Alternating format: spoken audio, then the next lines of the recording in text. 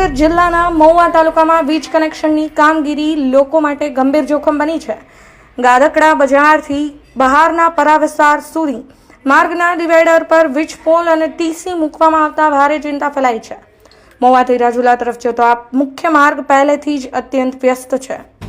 Maritime બોર્ડની office તેમજ અનેક ટ્રાન્સપોર્ટેશન ઓફિસો આ માર્ગ પર આવેલી હોવાથી દિવસભર વાહન વ્યવહાર શરૂ રહે છે।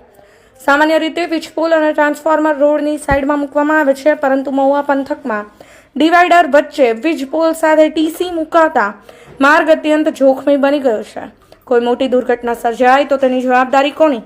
સ્થાનિક તંત્રની બેદરકારી સામે ગંભીર પ્રશ્નો ઉઠ્યા છે। તાત્કાલિક કાર્યવાહી ન થાય તો મોટો અકસ્માત ટાળવો મુશ્કેલ છે।